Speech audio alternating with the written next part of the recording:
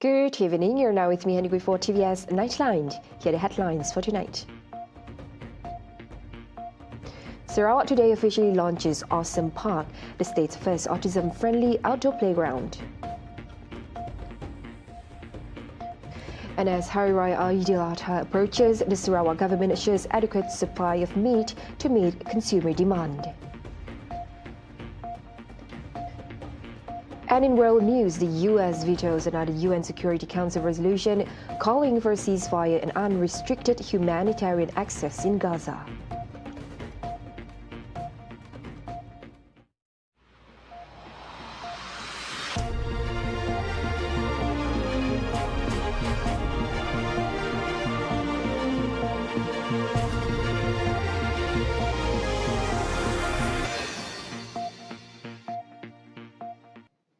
Awesome Park, Sarawak's first autism-friendly outdoor playground, was officially launched today at Kuching South City Council's Pomarium Park. Officiating the launch, Deputy Premier Dr. Amar Dr. Sim Kui Hyun described the park as a symbol of Sarawak's commitment to a more inclusive society, emphasizing that integrating the autistic community is a shared responsibility.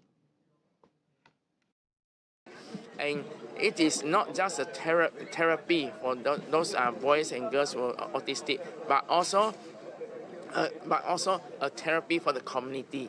Yeah, because we also get to know them, and so that we can be like their parents, those professional carers. They are actually they get paid little, if none, but it's unconditional love that they give it to them. As I said, it's the whole spectrum. Some is very highly functional, that in which we don't pick out. We are highly functional, but they also need our help, and they also need our support. They also need our love, and that's. Dr. Sim highlighted that Awesome Park not only serves as a therapeutic space for autistic children, but also as an educational medium to help the community better understand and connect with members of the autism community. He expressed his gratitude to MBKS and the Kuching Autistic Association for working together to bring the project to life. I hope that this is not just the first, but many more to go, throughout Sarawak, because the autistic doesn't differentiate whether you are in Kuching, in Cebu, or in Miri, and autistic children doesn't matter whether you are B40, N40, or T20. It doesn't matter what race or religions you are. They are all around. Awesome Park is testament to Sarawak's vision as an inclusive, progressive and caring state where no one is left behind. The Sarawak government has assured that the supply of meat in the state is sufficient to meet consumer demand in conjunction with the Hari Raya AIDILADHA celebration. Sarawak Food Industry, Commodity and Regional Development Minister Dr. Steven Rundi Utom said several measures have been taken to maintain the best possible quality and quantity of supply. Bekalan tak mencukupi, tak ada masalah.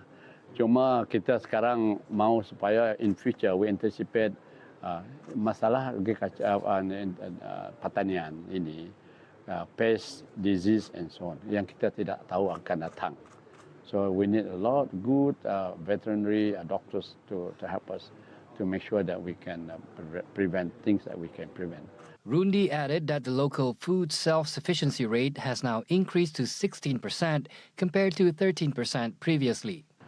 We have few other downstream programs that we have, including buffaloes. In Lawas, we're going to produce mozzarella cheese by the end of the year. And also the corned beef is something that we can really make it sustainable.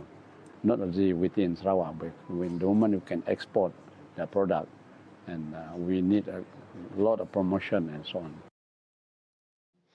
The Sarawak government is taking a big leap forward in para-sports development by sending its athletes for a 10-day intensive training in Germany.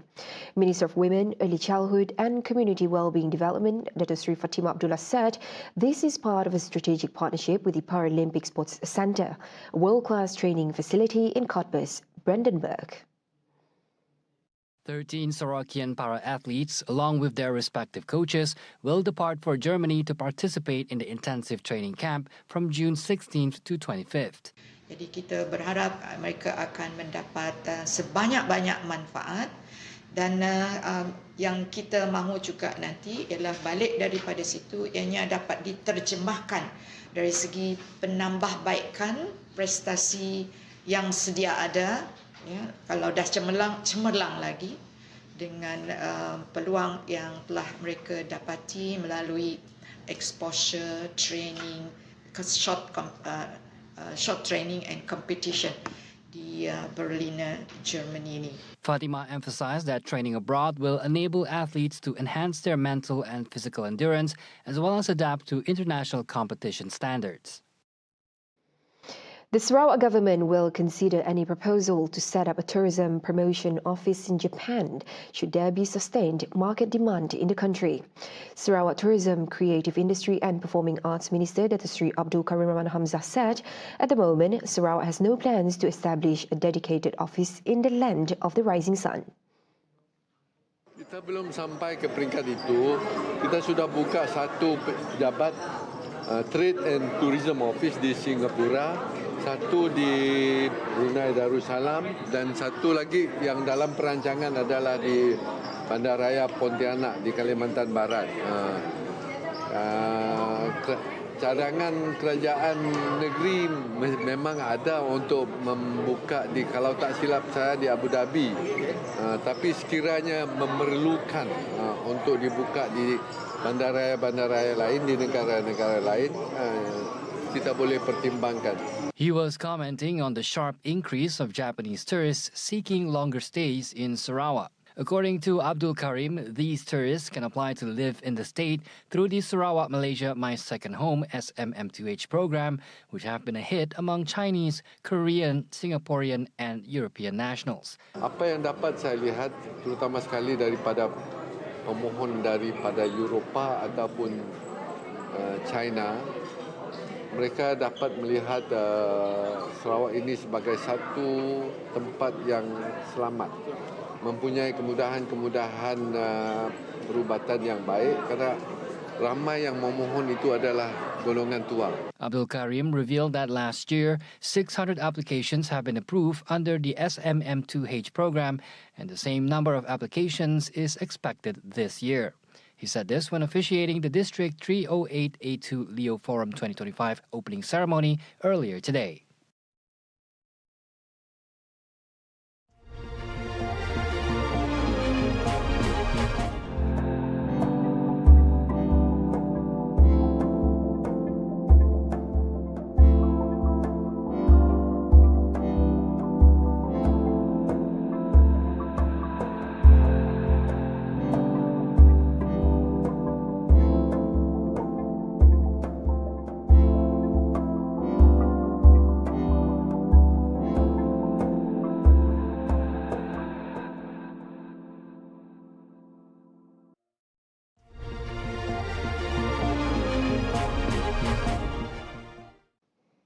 Hello there and welcome back. The Transport Ministry now plans to expand Kuala Lumpur International Airport KLIA from 3 to 5 runways, positioning it as Southeast Asia's primary air hub. Its Minister Anthony Lark emphasised the strategic potential of KLIA's 100 square kilometre area, urging Malaysia's Airports Holdings Berhad MAHB to fully capitalise on this opportunity. At a press conference following the launch of the Selangor Aeropark today, Anthony said his ministry is currently conducting a study to redesign the air traffic control system in order to enhance the airport's operational efficiency. Okay, kita ada 3 runway sekarang. So pihak kerajaan melalui Kementerian Pengangkutan, dari segi pihak penerbangan awam ataupun Civil Aviation Authority, kita akan menambah baik dari segi pengurusan trafik udara kita. Jadi kita menjangkakan bahawa trafik udara di KLIA akan semakin sibuk. Bukan sahaja pesawat penumpang tetapi juga pesawat kargo. Jadi kita tengah membuat perancangan sekarang ini, tengah buat study untuk redesign the entire aerospace punya air traffic control untuk menjadikan KLIA ini lebih efektif dan lebih efisien dari segi pergerakan trafik. Anthony added that the ministry is also working to position KLIA as the leading air cargo hub in ASEAN. To achieve this goal, he said the Transport Ministry is collaborating with industry players from China to support efforts in establishing KLIA as a key air cargo hub for China.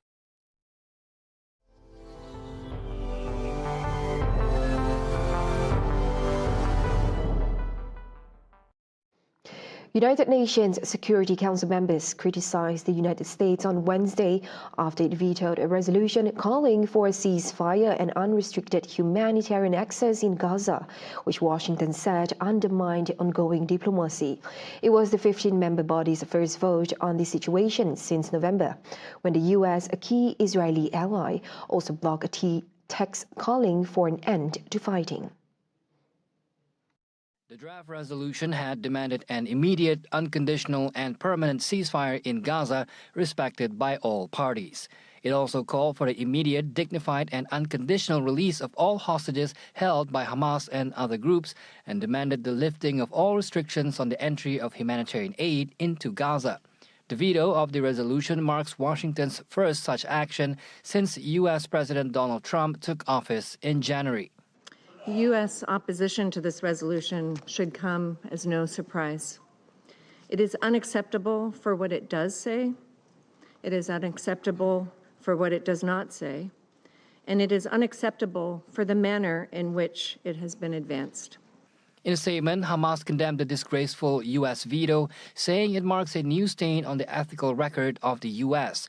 The group said Washington is legitimizing genocide, supporting aggression, and rationalizing starvation, destruction, and mass killings. China's ambassador to the UN, Fu Chong, said the vote result once again exposes that the root cause of the Council's inability to quell the conflict in Gaza is the repeated obstruction by the U.S. Meanwhile, Palestinian ambassador to the UN, Riyad Mansour, said after the Security Council vote, he would now ask the General Assembly to pass a resolution calling for a ceasefire. Malaysia expressed its disappointment with the UN for its failure to pass the ceasefire resolution. In a statement, the Ministry of Foreign Affairs emphasized that the continued inability to address one of the most severe humanitarian crises is deeply regrettable. Wisma Putra stressed that the only fair and lasting solution for peace and stability in the region is the establishment of an independent and sovereign state of Palestine based on pre-1967 borders, with East Jerusalem as its capital. The ministry reiterated that this approach remains Malaysia's principled stance and is in line with its continued support from the international community. See the world closer with TVS as we bring you the latest news updates both locally and internationally. For more headlines anytime, anywhere, just head on to our official website at tvsarawak.my or follow us on our social media platforms. Those were the updates on TVS Nightline. I'm Handy Gui. Thank you for watching. Have a good night.